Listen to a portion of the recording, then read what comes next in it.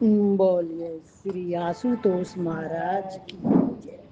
सच्चे दरबार की भगवत प्रेमियों, सभी के हृदय में बसे हुए शुद्ध परमात्मा को शुद्ध हृदय से नमस्कार नमस्कार नमस्कार। सभी के हृदय में बसे हुए शुद्ध परमात्मा को शुद्ध हृदय से नमस्कार नमस्कार नमस्कार। गीता का 15वां अध्याय और 11वां श्लोक।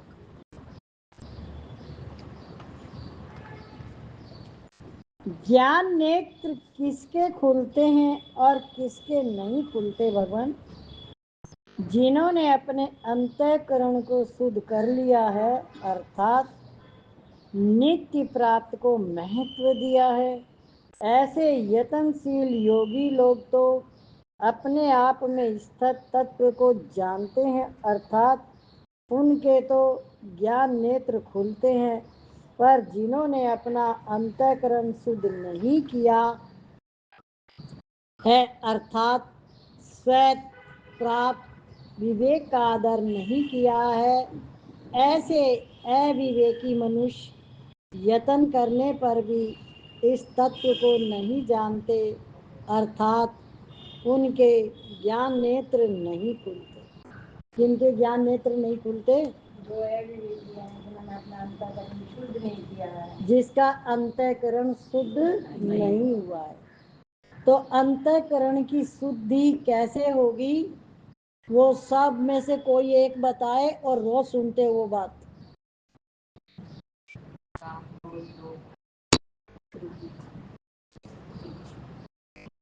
जोर से बोल। काम, क्रोध, लोभ, मोह, इनको हटाना है तो मन शुद्ध हो। तो कैसे हटेगा ये? प्रेम से।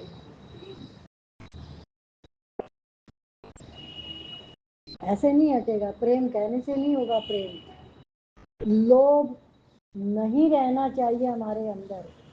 ये संसार लोभ से ग्रस्त है, क्रोध से ग्रस्त है, अहंकार से ग्रस्त है। तो ये सारी चीजें हमारे अंतःकरण को अशुद्ध करती है, और जहाँ हमारा खुद का राज है और वहाँ से हम भटक रहे हैं। क्यों? दूसरे में सुख क्यों ढूंढ रहे हैं? क्योंकि हम तो खुद ही शहंशाह राजा है, तो हम दूसरे में सुख क्यों ढूंढ रहे हैं? क्योंकि हम अपनी खोज तो करी ही नहीं, दूसरे में ही सुख ढूंढते रह गए और सारी आयु यूं ही बिता दी। तो मिलेगा कैसे? तो कामना किसकी? किसी भी चीज की ना हो, किसी से भी। काम, क्रोध, लोभ, मोह, अहंकार, राग, द्वेष, इच्छा, ये सारे शत्रु और वैरी हैं। गीता में भगवान ने ऐसा कहा है। ज्ञान नेत्र खुलते, अपने आप में स्थित तत्व क्या है? मैं ही हूँ सूर्य में आया हुआ जो तेज संपूर्ण जगत को प्रकाशित करता है, और जो तेज चंद्रमा में है तथा जो तेज अग्नि में है, उसको तू मेरा ही तेज जान। तात्पर्य है कि सूर्य, चंद्र और अग्नि में ही तेज रूप स्थित होकर संपूर्ण संसार को प्रकाशित करता है। आप और क्या करते हैं भगवान? मैं ही पृथ्वी में प्रवेश करके अपनी शक्ति से संपूर्ण प्राणियों को धारण करता हूँ, और मैं ही रस में चंद्रमा होकर संपूर्ण वनस्पतियों को पुष्ट करता हूँ। कौन करता है? और आप क्या काम करते हैं? प्राणियों के शरीर में रहने वाला मैं ही प्राण अपान से युक्त वैष्णवर जठरा अग्नि बनकर प्राणियों के द्वारा खाए गए 4 प्रकार से भोज, पेय, चोष और लेहा उनको पचाता हूँ। और आपकी क्या विलक्षणता है? मैं ही सबके हृदय में रहता हूँ। मुझसे स्मृति, ज्ञान और अपोहन, संशय आदि दोषों का नाश होता है। संपूर्ण वेदों के द्वारा मैं ही ज्ञान योग हूँ। वेदों के तत्व का निर्णय करने वाला और वेदों को जानने वाला भी मैं हूँ। वेद क्या है? शास्त्र क्या है? ये आपके मार्गदर्शन है। इनसे आपको मार्गदर्शन मिलता है। यदि आप अपने आप को परमात्मा से जोड़ना चाहते हो तो ये वेद शास्त्र आपका मार्गदर्शन करते चलेंगे। और गुरु का मिलना बहुत कठिन है। यदि जीवन में गुरु मिल जाए तो काम आसान हो जाता है और ये वेद शास्त्र हमारी समझ में आने लग जाते हैं। क्योंकि जो हमारे 7 कहते हैं ना, 7 ताले लगे हुए हैं, वो 7 ताले कौन से हैं? तो उनको कौन खोलता है? गुरु खोलता है। एक एक एक एक ताला खोलता जाता है गुरु, आगे बढ़ाते जाते हैं गुरु। तो आप गुरु आज्ञा में चलेंगे तो आपका विवेक जागृत होगा और आप विवेक का सम्मान करेंगे। किसका? विवेक क्या होता है?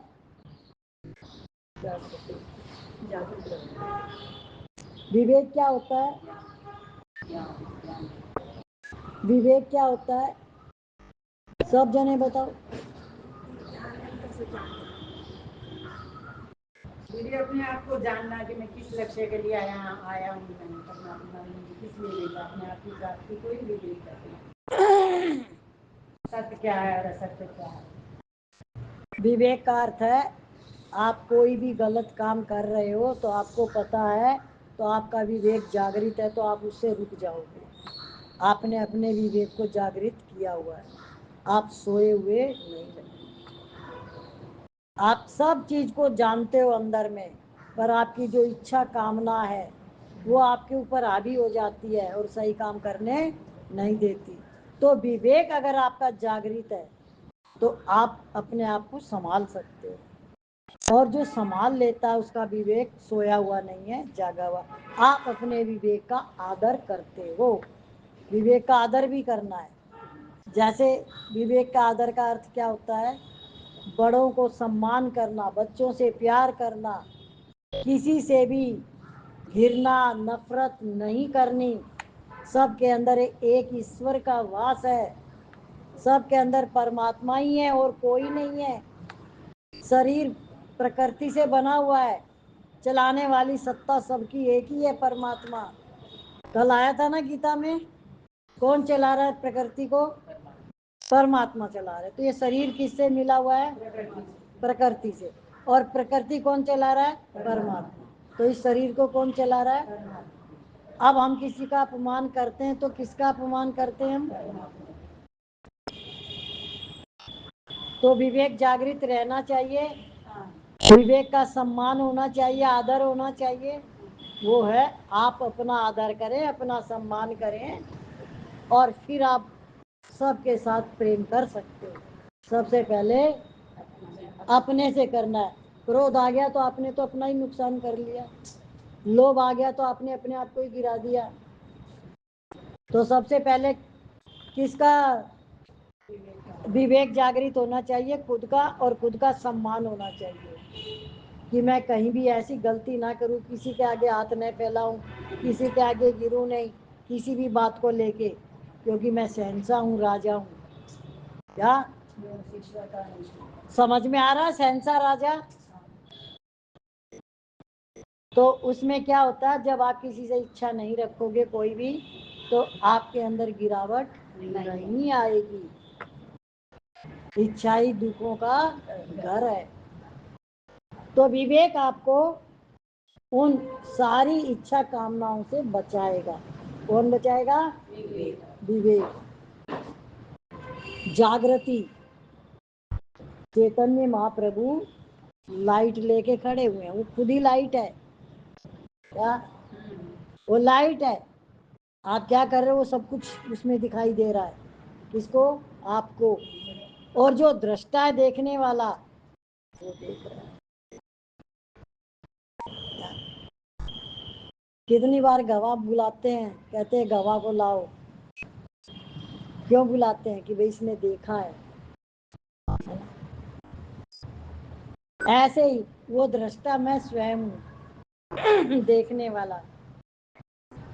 अगर मेरे अंदर सच है तो मेरी हार कहीं पर भी हो नहीं सकती, मुझे कोई नहीं हरा सकता। अगर मैंने अपने आप को जीत लिया तो और जब अपने से ही हारे हुए हो तो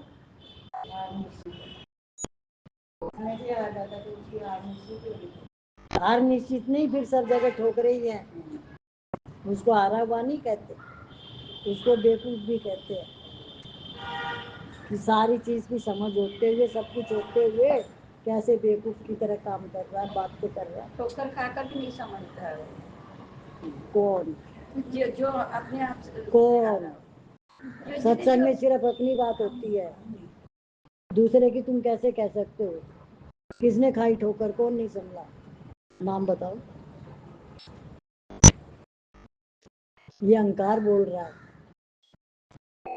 हम किसी के लिए नहीं कह सकते कि वो नहीं संभला, उसके ठोकरे भी लगी, या तो कोई हमारे अंतःकरण में था, वो सामने दिखाई दिया उसकी ठोकर, तो हम उसको कहने के अधिकारी नहीं है। हम अपने खाते को ही जांच सकते हैं, और तो ही हम स्वतंत्र बनेंगे। जब तक दूसरे के खाते में जाएंगे तो तब तक हम बंधन में ही है। क्या समझ में आया? हाँ,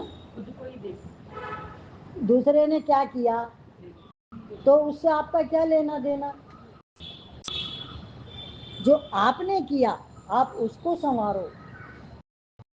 कर्म आपने अपने काटने और अपने नहीं बनने देने हैं, दूसरे से तो बनेंगे ही बनेंगे, क्योंकि दूसरा कोई है नहीं भगवान के सिवा।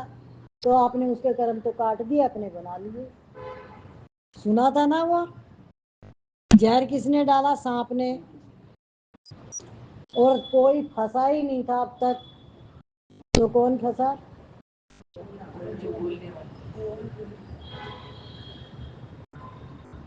क्यों फंसा?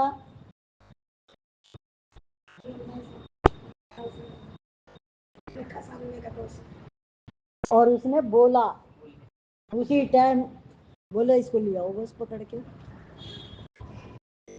अभी तक तो कोई था ही नहीं दोषी, अब दोष आ गया। समझ में आ गया? किस किस को नहीं आया? दूसरे के दोष देखने से क्या होता है? उसके तो मिटाते हो, आप अपने बनाते हो। और मिला क्या? वो ठोकर खुद ही खाई। क्या? तो इसलिए जागृत अवस्था उसको कहते हैं कि हम कहीं पर भी किसी के दोष ना देखें। आप और क्या करते हैं? भगवान में पृथ्वी में प्रवेश करके अपनी शक्ति से संपूर्ण प्राणियों को धारण करता हूँ।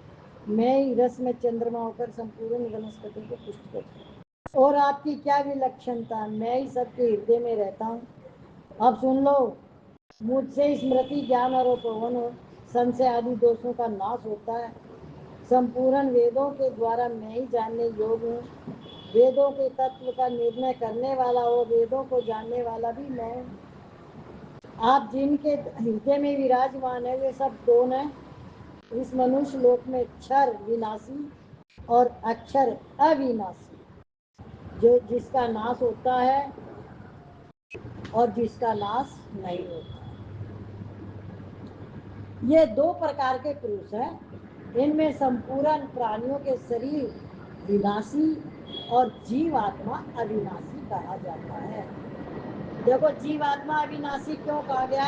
एक दिन हमने पूरा खोला था, आज याद है किसी को? है जीवात्मा किसको याद है? और कुछ ही दिन हुए खोले हुए जीवात्मा का,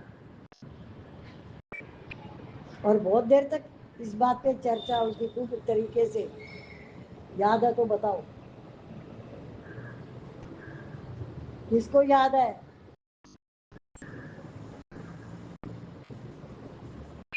यदि जीवात्मा ईश्वर का अंश है, उसके कोई जन्म और मृत्यु नहीं होती है, वो अजर अमर अविनाशी है, क्योंकि उसमें कोई विकार होते ही नहीं है। किसी तरह की माने विकार मतलब इच्छा द्वेष कुछ भी नहीं होता उसमें, और वो ईश्वर का अंश है, इसलिए उसका कोई जन्म मरण नहीं होता। तो जन्म मरण कौन लेता है फिर? शरीर देही का जन्म हमारा। हमारे तीन गुण जो प्रकृति के हैं, और हमारी 5 ज्ञान इंद्रियां।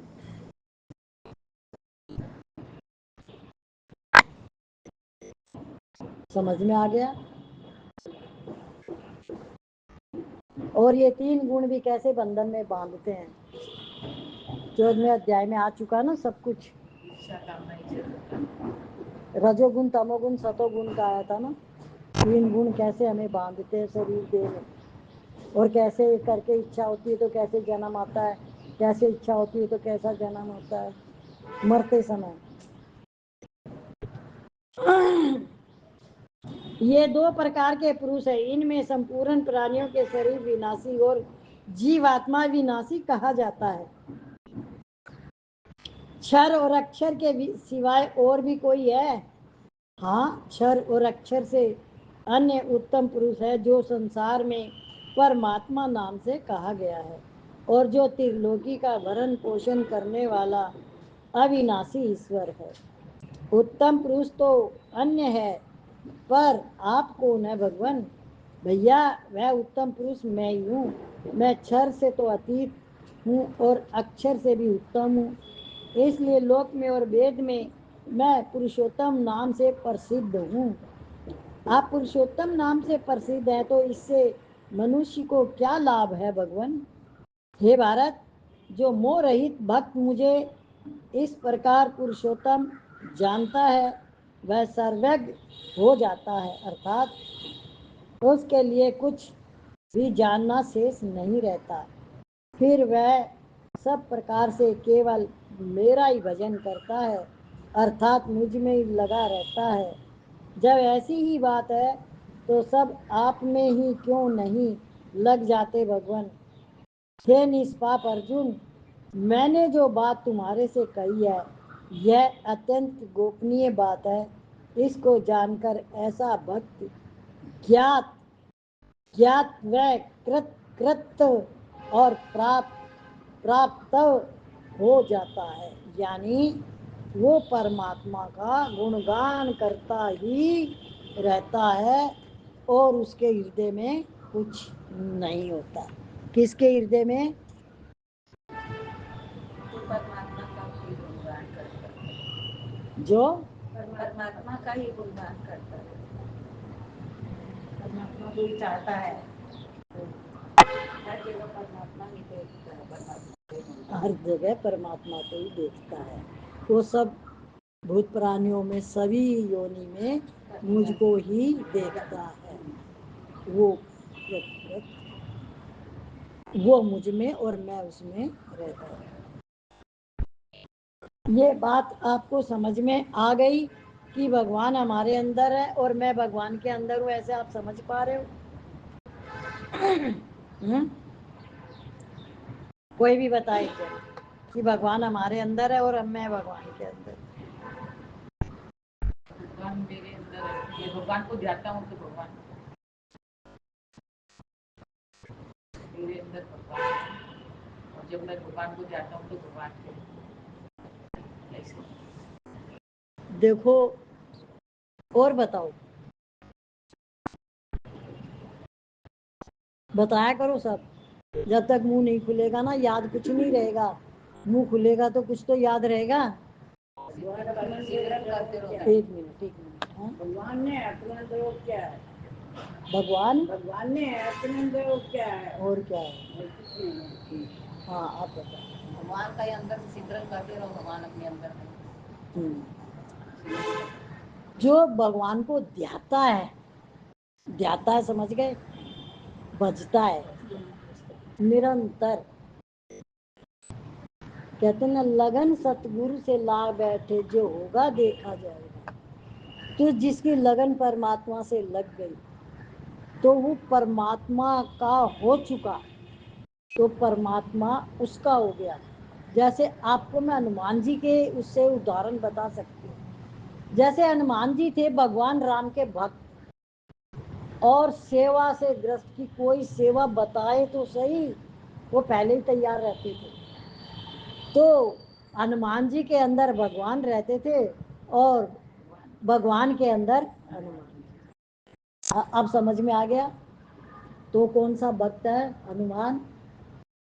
जो भगवान को जानता तो वो भगवान के है, अंदर है। भगवान को ही चिंतन करता है, जैसे भगवान को ही जानता है। भगवान को कोई भी काम याद आएगा तो हनुमान जी याद आएंगे, है ना? क्यों? क्योंकि वो भक्त है, सर्वत तैयार है उनके ध्यान पे। वो सारे दिन भगवान के अंदर ही तो रहता है। भगवान हनुमान जी रहते हैं भगवान के अंदर, इसलिए कि हनुमान जी भगवान को ही बचते हैं और उनका कोई उद्देश्य ही नहीं है। एक माला दी, बोले इस माला का मैं क्या करूं, इसमें राम तो है ही नहीं, ये भी मेरे किसी काम के नहीं। तो भगवान की भक्ति जो है, वो भक्त जो है, वो भगवान के हृदय में वास करता है। कौन करता है? जो भक्त है। और वो भगवान उसी को चाहते हैं, चाहते सब को, पर प्रकृति में सारा कुछ भगवान ही है, उसका ये सब कुछ। लेकिन जो जिसकी चाहना करता उसको मिलता तो वही है। लोभी लोभ के पीछे भागता है, चोर चोरी के पीछे भागता है। सारी चीज के उदाहरण अपने आप समझ जाओ कि जो जिसके पीछे भाग रहा है उसको वही मिल रहा है। अब भगवान के पीछे कौन भागेगा? कौन भाग रहा है? भक्त भागेगा तो भगवान भी भागेगा, ऐसे नहीं, भगवान के पीछे कौन भाग रहा है? क्लियर बात है। वो जो अंदर की बात है वो बाहर लाओ। यहाँ कोई मजाक नहीं हो रहा, यहाँ कोई ऐसी बात नहीं हो रही कि तुम कुछ भी बोलो। हम प्रैक्टिकल बात करते हैं, प्रैक्टिकल। भगवान को कौन चाहता है? जो भगवान में मन लगाता है, जो भगवान का भक्त है। और कहते ना, भक्त बतेरे भक्ति करने वाला कोई भी। सारे ही भक्त हैं, पर भक्ति तो कोई कोई करता है। जैसे मीराबाई ने की, जैसे सबरी ने की, धन्ना जाट ने की, नाम भी है, सदना कसाई, गणिका, ये सारे भगवान के भक्त हुए। ये भी कोई नहीं कह सकता कि बकरे काटने वाला भक्त कैसे हो गया और वेश्या कैसे भक्त बन गई भगवान की। बनी है, भक्तों में नाम आ रहा है उसका। तो कोई भी बन सकता है भगवान का भक्त। तो आराध्य आपके अंदर वो होना चाहिए गुण कि एक परमात्मा के सिवा इस संसार का कोई भी विषय है ही नहीं, वही है सब कुछ, करता धरता सब कुछ है ना। एक भजन, करता के हाथ हजार, तू काहे को करने चला, होगा वही जो लिखा, मन मानी काहे करने चला।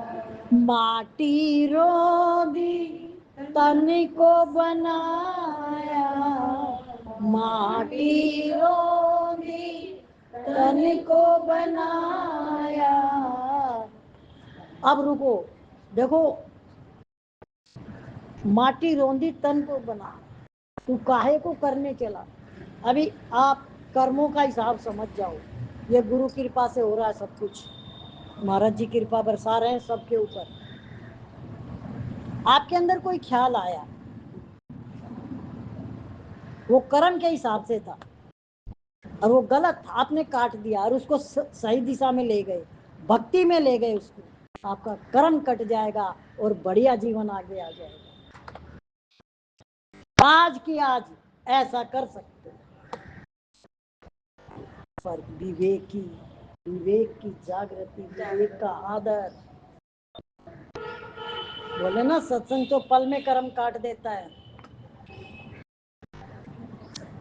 तू भक्त बन के तो देख। किसको समझ में आई सत्संग की वाणी?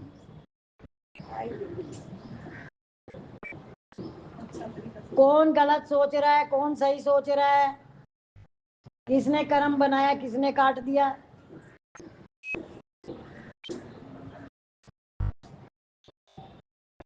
पर चिंतन में जाने का ही नहीं। इसमें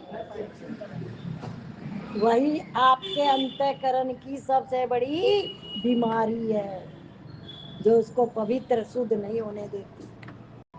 चिंतन पर दोष नहीं। तो आप शहंशाह राजा हुए कि नहीं हुए? हो? हाँ, बड़ी जल्दी बन गए सब राजा और शहंशाह। बोलिए श्री सतगुरु महाराज की जय, सच्चे दरबार की जय, श्री आशुतोष महाराज की जय। सभी भजन बोलना, हम भजन गाएंगे।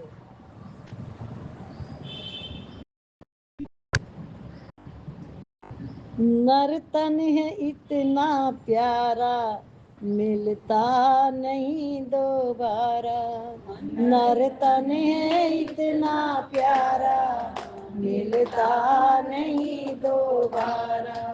गुरु शुक्रिया तुम्हारा, गुरु शुक्रिया तुम्हारा, गुरु शुक्रिया तुम्हारा, गुरु शुक्रिया तुम्हारा।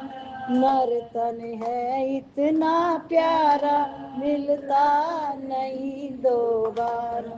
नर्तन है इतना प्यारा, मिलता नहीं दोबारा। मोह बंधन में जकड़ गफल में दिन गुजारे, मोह बंधन में जकड़ा गफलत में दिन गुजारे। मानुष जन्म दुर्लभ, मिलता नहीं दोबारा। मानुष जन्म दुर्लभ, मिलता नहीं दोबारा।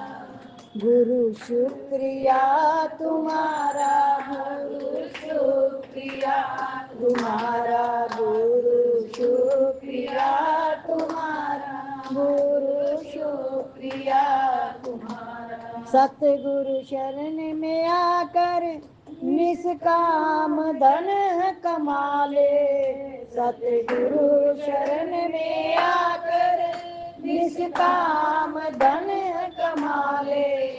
अवसर है इतना प्यारा, मिलता नहीं है। अवसर है इतना प्यारा, मिलता नहीं है। गुरु शुक्रिया तुम्हारा, गुरु शुक्रिया तुम्हारा, गुरु शुक्रिया तुम्हारा, गुरु शुक्रिया तुम्हारा। सुख सिंधु में आकर सत की प्यास बुझा ले, सुख सिंधु में आकर सत की प्यास बुझा ले। फिर ये अमृत धारा, मिलता नहीं दोबारा। फिर ये अमृत धारा, मिलता नहीं दोबारा। गुरु शुक्रिया तुम्हारा, गुरु शुक्रिया तुम्हारा, गुरु शुक्रिया तुम्हारा, गुरु शुक्रिया तुम्हारा। जब तक रहेगा सोया, जाग जाग ओ प्रेमी, जब तक रहेगा सोया, जाग जाग ओ प्रेमी। फिर ये अमृत बेला, मिलता नहीं दोबारा। फिर ये अमृत बेला, मिलता नहीं दोबारा। गुरु शुक्रिया तुम्हारा, गुरु शुक्रिया तुम्हारा, गुरु शुक्रिया तुम्हारा, गुरु शुक्रिया तुम्हारा। नर्तन है इतना प्यारा, मिलता नहीं दोबारा। नर्तन है इतना प्यारा, मिलता नहीं दोबारा। गुरु शुक्रिया तुम्हारा, गुरु शुक्रिया तुम्हारा,